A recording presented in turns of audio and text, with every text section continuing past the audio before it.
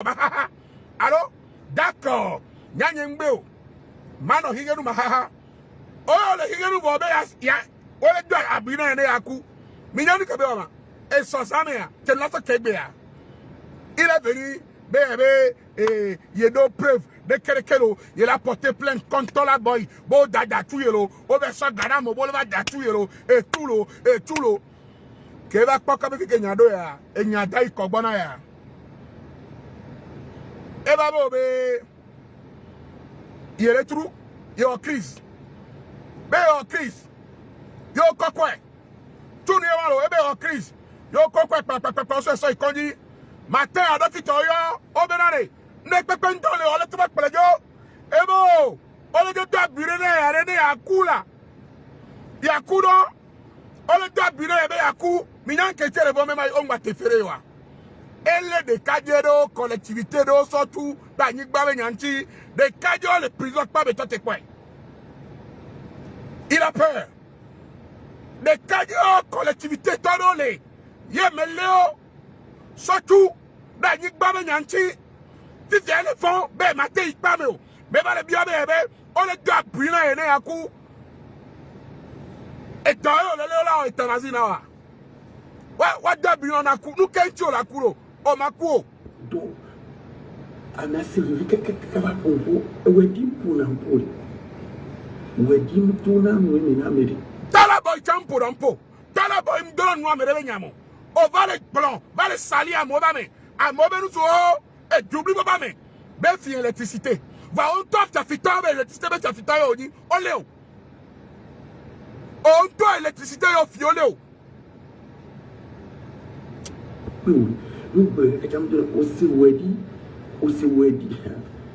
nema mbuna no wa ele to ba hu no ba me ma bo America eh Mathieu oshinwa me do le viaji alo wanya mushinwo mushito 94 95 ye munyal ko lina mi kura Boulevier Oshinto amechishimenu ole wa Oshinto yo le o vale babo adabina re agua pa me ara ebe Oshinto la Oshino donc ko Oshinje ole o bo itanavie ne aku o ma itanavio Oshino wa ipa me no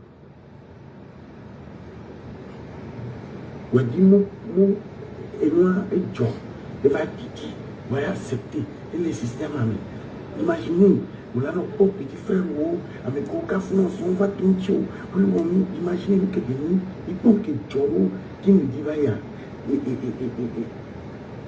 faut que Joro m'a dit que quand il va toi après il va payer un job on est avec la famille va vivre ceci que les autres est 1 million kemna o ma bibe famille e venant de cadre ya kaka nyem Sénégal 1 million kemna o ma bibe famille kame akwa e venant de cadre ya kaka nyem Sénégal pero je ne comprends pas si diade o ta kuno ne mano 1 million o sea kuno ore ne maso 1 million be na soro ku bio no adu na faut le code va pour l'instant tu dois payer le mal que tu as fait tu iras en prison au bolo c'est gâté sur toi.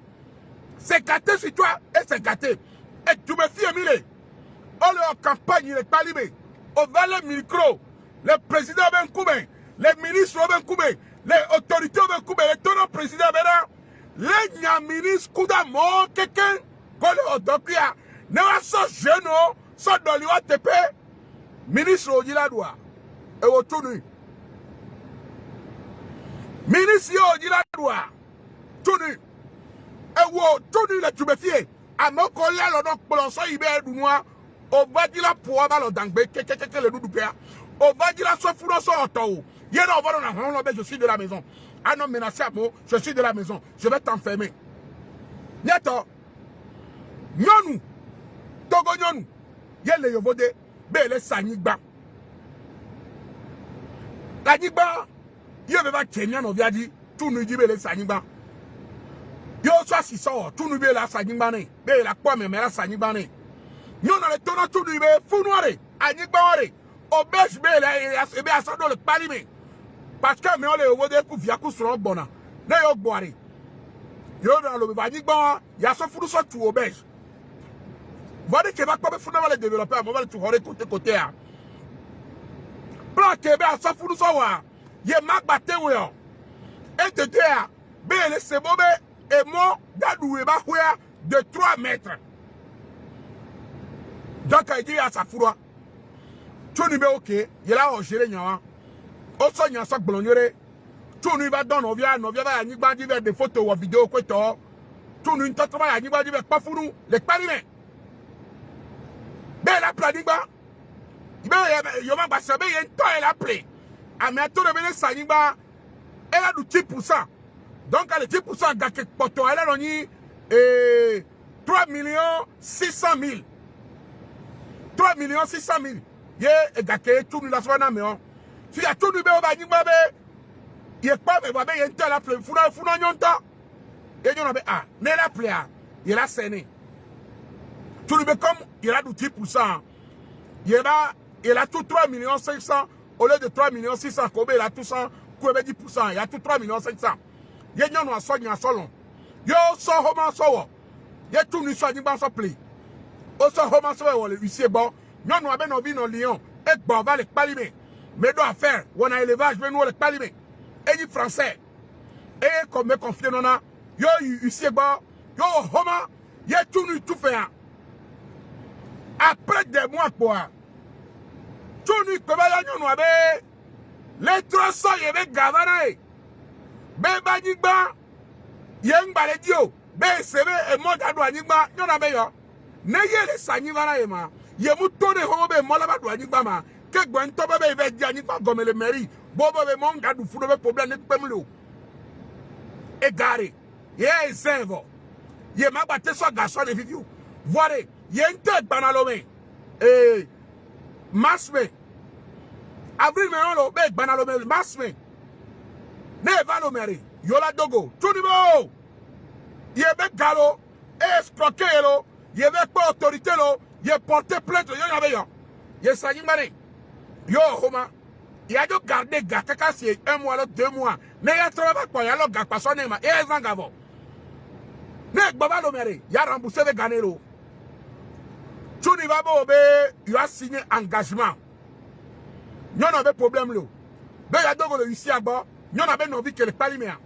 On va continuer. Nous avons rendez-vous ici à bas. Mais nous avons que nous derrière. Et pour le sol, nous avons d'aller pour nous des Kadia. Que des Kadia beva. Bedo Fourou Pare. Tokri. On me l'a té. Yot Pledio. Quand Pledio, soir, mais tout nous va si direct les pieds. Va le blabera. Amelebe à Sanima de Bere. Qui est piégé. Mais va, ce que me va quoi. Et de balame pas pour. Mounave ça, le front civil. Olé, on me l'ate, on pledio. Akbetola no akbemenea. Akbetola no akbemi. Anon nous. Elle a moba me sodo, jakpame. Pour des histoires, parce qu'à mes Sanigbanon. On doit confier à Nibana en tant que démarcheur ou chômette. Que bon to baba ni banyo yo sople. A mebere, le 18, le 16 mars, on va piéger Novia le 16 mars. Dieu faisant les choses, on l'est au temps le 16 juillet. 4 mois après. Tu vois comment Dieu fait ces choses. Elle est à Mobame. A mes bossons, yo vode vale ou nous palime. Tout nous naolé. Ye famille va so garçon tout. Yo so tasi. Me va on a direct me. Agbale nyon la sou yere. Menacé na nyonwa. La no nyonwa amdi pa ma pobe vocal o we. Menacé na nyonwa capté de clan et nous qui le bagné le fier. Keke. E wo tonu. Ano sak be barabara ne ano kolabo décorer. Continuons. Even me myself and I the guy potokwa. Bili minya no kele jime nama ila sombere. Minya no kele jime nama ila sombere. This is kaka. This is kaka et je prie quoi. Parce que faut pas envoyer de message pour l'instant. Ça? On a que venir. Et il y a mele plano. Enye mele plano nuona. Chama bato to chama ya basi mo la piope. Ke ngola be magbera me akongo ko basi na wa. O Mathieu, o da dunya ku le pleur travail mais c'est que il y a les mêmes le wala mja we. Voilà. Misia, Mathieu da dunya ku e. Yele blan le doa ben kume. Leo to yo va blan le doa kume be dale Mathieu toire. Nene to va blan le doa ben kume bon Leo. E fion, ba fion, la ba fion ke. Tu as raconté garçon. Tu dis, Nadobe, il y a la fioma. Il y a la fioma, non? Oh, non, mais quelle est fiona, qui est dedans? C'est qui est dedans? C'est pour te dire que dans la vie de foi, un petit bateau peut casser un gros caillou. Un petit coucou peut tuer un gorille. Tu te croyais l'intouchable. Tu te croyais le sommet de Kilimanjaro. Tu te croyais l'homme le plus fort du Togo. Tu te croyais le plus costaud de Uni. C'est-à-dire pour toi là, c'est-à-dire on les bunkers, mais tu es invincible. Mon frère, nul n'est au-dessus de la loi. Tu n'es personne et tu ne seras personne et tu resteras un nulard aussi comme moi. Nous deux là, personne ne nous connaît. Voilà. C'est-à-dire, tu es un paysan à qui on a voulu donner de l'opportunité au lieu de servir cette opportunité pour réaliser des choses concrètes, agréables dans la vie. Tu as voulu l'utiliser méchamment. Tu as voulu utiliser, c'est-à-dire ton accès qu'on a, qu'on a profité pour en faire quelque chose de concret. Tu as voulu déstabiliser, tu as voulu, c'est-à-dire, mais c'est même pas que tu as voulu. Tu ne fais que des choses méchantes. Tu ne fais que des choses mauvaises. On ne nous pas. Jamais. On ne nous pas. Amo et Berjo, l'Amérique, au Panko, on va d'attirer aussi. Et nous, quand on va Cyril à mettre les Toumefia, il y a pour nous poids. Et nous, quand on tourne, on va Cyril à mettre tu n'as jamais eu d'amis. Je te l'avais dit que tes amis là. À mon côté, en tant qu'ami, ils ne t'aiment pas. Hein. Il faut semblant de t'aimer. Au pas de Betoneva, à part grand frère King Messa, il va défendre. Parce qu'il a joué un rôle de grand frère. Mais il va défendre, il va découper le Tao. Voilà. Et comme tu méritais. À part grand frère King Messa, qui va se plaindre en ta faveur, bon le libérer Mia. Tes fans même, ils n'ont pas parlé. Parce que tu n'es pas bon. Tu es un faux méchant. Tu es un faux charbonné. Tu es un faux charbonné. Mais Mathieu, nous quand même, et puis moi je parle en conséquence de cause, je pèse mes mots. Non, Facebook diable, on a gâté, bon, on a le problème. Oh! Mathieu, le problème. Oh là, le problème là, ouais. Le problème, d'aller me sortir, maintenant, pas dit, voilà, il a deux mots, là, malem, le vote, oh là, on est quelqu'un, mais on l'est, quoi. Tu dis, mais on l'est, quoi. Mais qu'est-ce qu'il y a, quoi? Mais quel est le crise? Mais quel est le droit de biner à coup? Mais quelle est famille qui veut le droit de biner à coup de prison? Mais oh, Enya, oh, non, c'est moi. Ne pas on est. Oh, on est. Léo, choc, blanc, on est. Ne pas me les tacs blanc, on est. Oh, Léo, on va le coucou, diabo. Coucou de dehors, mimba accepté, bédo. Togosel, Milé. Léo, kakae. On va y aller Togosel. Il y a Togo Télécom, alors Togosel sort à mes numéro quoi, mes adresse Kouno Kikanawa. Au dollar blanc, Mimiase. Au Wotonu, au dollar blanc. Au la blanc. Au la blanc. Autorité Kodo, yo, over now. Abenia, rien de coordonné au Kekekeke, on now. Yo, va les blancs les moyens. Dis bon, naïa. Au la tof, il te n'a mieux.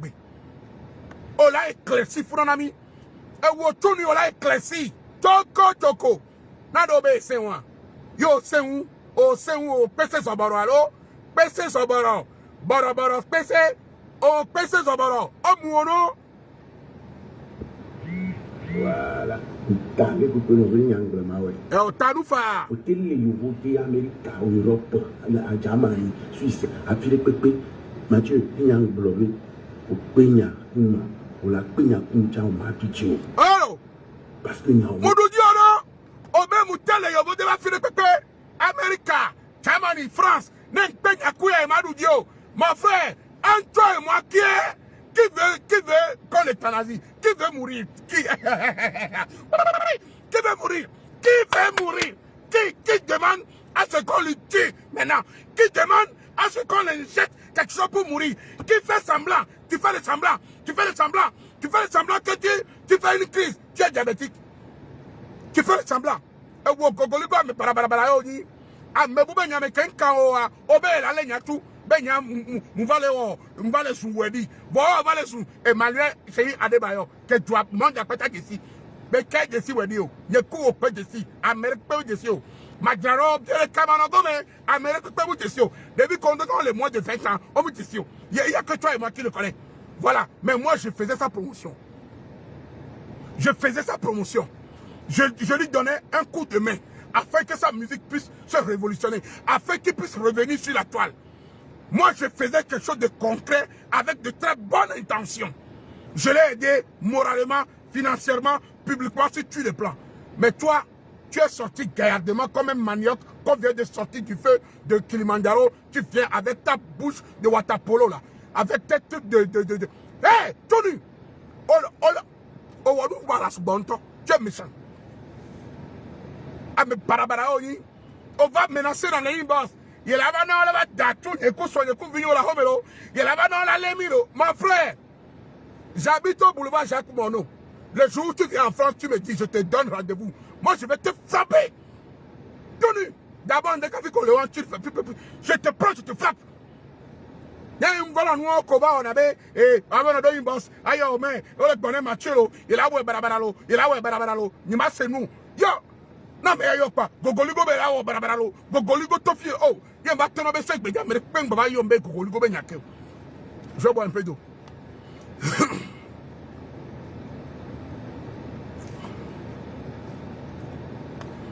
ye bado c'est dans mais ça mais c'est ba me pe mba yombe Gogoligo be nyantiko na Gogoligo donne la wari na kamebe supami la quoi et va bloquer ça mais là non yom ana me la sem Mathieu, oh, publication, et n'y est pas. Gogoligo, ma bio, que voilà la publication. Odumi, ekbe, ma bio, que voilà la publication. Ekbe, me kaoleo, et wonoe. Jo, il y a d'abord plein de choses pour les tirs. Mi va bleu, au tout esprit, n'am, tout tombe sur que. Voilà, là, va nous attaquer qui sont, qui nous téléphone, nous doit les ronds, nous doit les sautos, les produits, nous doit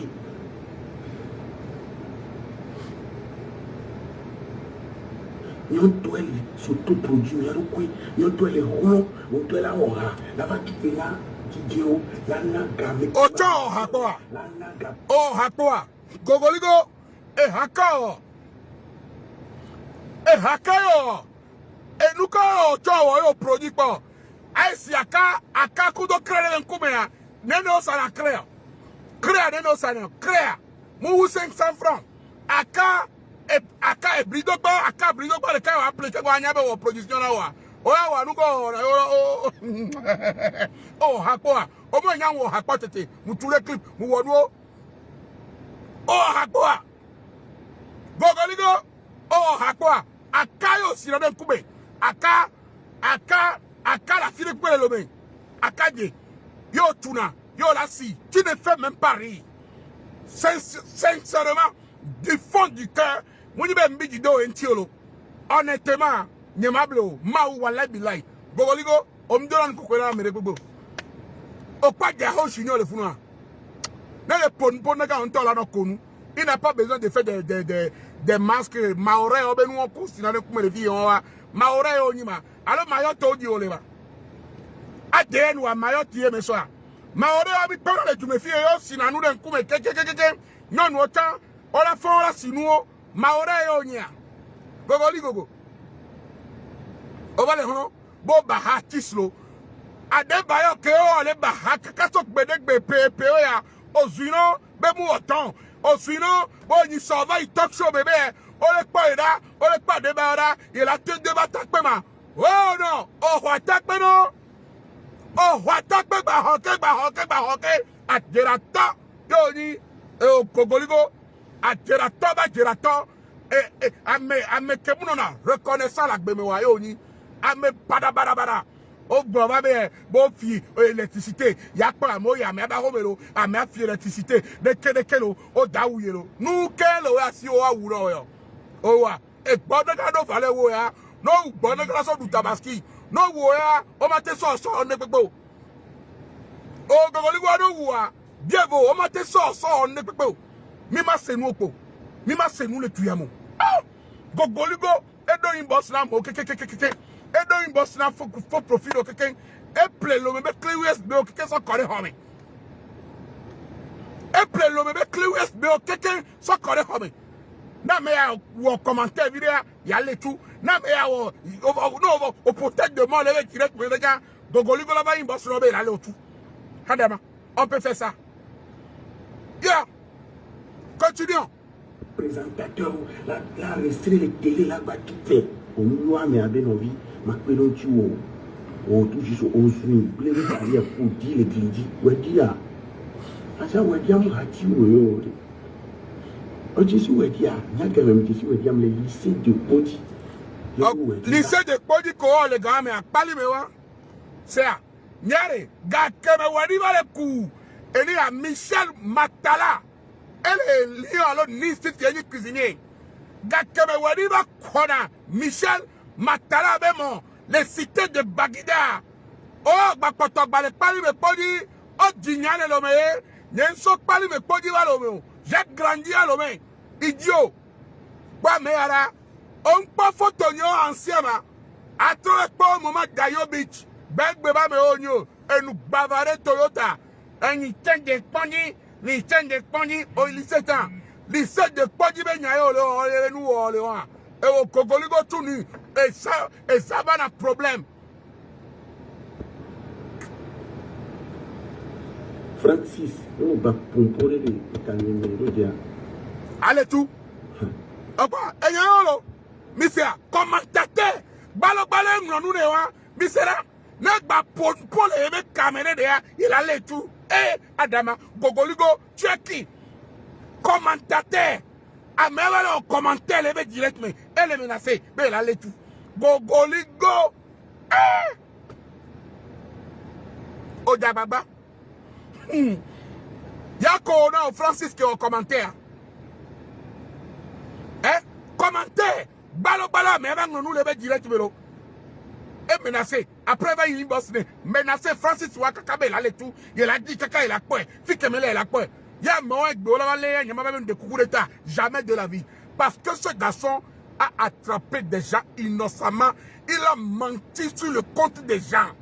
Lui là, que vous voyez là, tout nu. Encore que mes soeurs d'Inti. Mathieu. Oui. Oui, il y a un peu de il y a Mathieu, il y a un peu de son corps. Donc, il y a Mathieu. Il y a un peu de Mathieu. Mathieu. Nam ne di na o gajaba do nya kuma gbe. Na mere na gajaba ma do nya kude ya magbe. Mon frère, nyemu ya gake gbe la pe nya ko bo egbe an pe nya ko. Toi et moi là, c'est deux. Gogoligo, toi et moi deux. Gogoligo, et nous c'est que la siware. De ko to le pa mere nya po e. Allez, depuis jusqu'à week-end, tu as encore dormi là-bas, mais tu dis que tu es puissant. Mon frère, tu n'es pas puissant. Allez, depuis des jours, on va les voir les matchs à dire les filles. Parce qu'on peut venir le mot. Mon frère, Dédé, de fer, Dédé, mais de tomber Dédé, ou Dédé, blo Dédé. Yao, nous c'est la sio. Oh,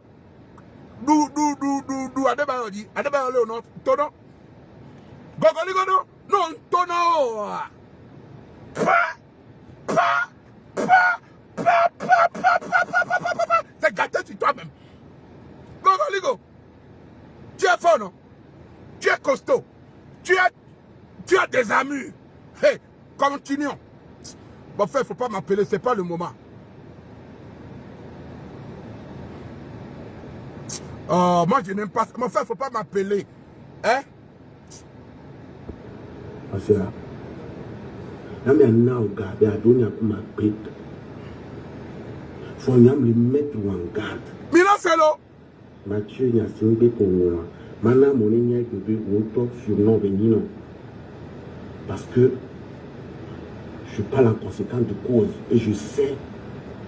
On doit les risquer. On va venir. Odage! Okbo de kaje va le ponpole nyasik bo ben kome. Eva tonam le imba se benare. Ya dema me vio réunion bo dalege. De kaje ya gogoligo wa. Eva va imba se la male menase be ya dema me vio be odalege. Ye miebere. Ya dema me vio ke tone be odalema. Nyasik be tonyare. Ya dema kudo vio de kakwe tonyasik be le togoa. Il y en a plein. Il y en a plein. Mais ce gogoligo, comme à Terato, et Nyakpara Mesito, à Passato, à Trudoto, à me barabara Kevenia. Et dit la digne en âme le fou. Et dit la digne en âme le fou. Je ne peux jamais dans ma vie accepter ce gars. Même mon cadavre là, il ne peut pas accepter Gogoligo dans la vie. Jamais. Gogoligo, on nous coupe tolo. Nyato, et Nyakemle Glonamia. Et Nyakemle Glonamia. Dès que Gogoligo Jimdoua, c'est parce que Maouré Perentien Danda fondé que j'ai été malin.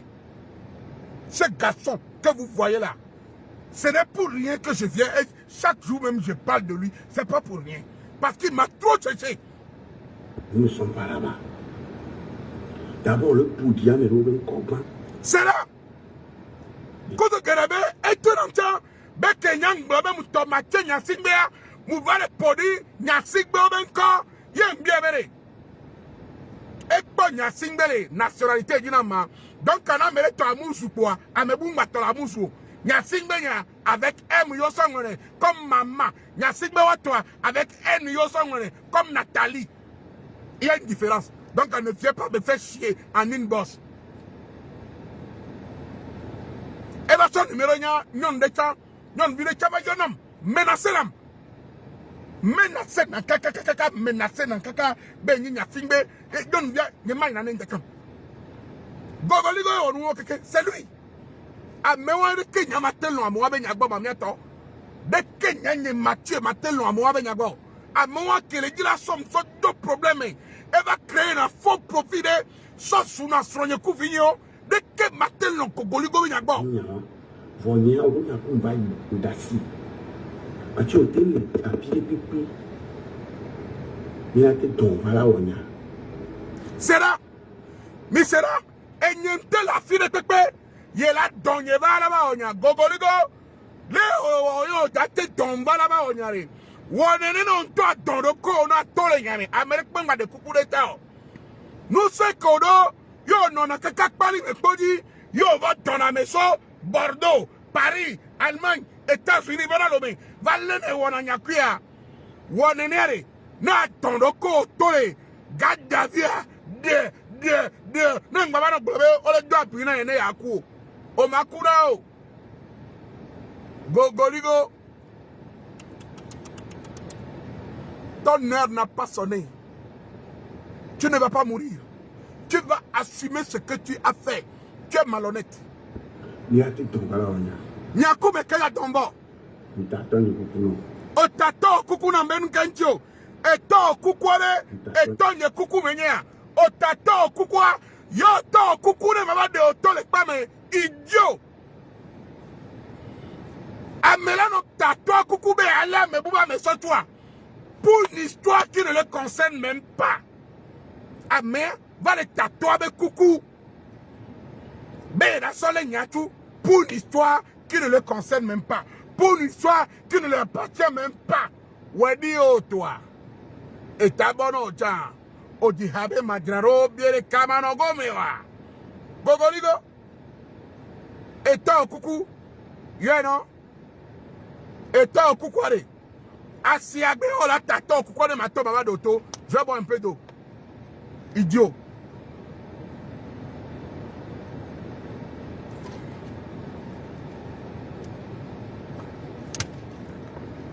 Continuons. Non, la si ivoirien, papa, que nous pour le Togo.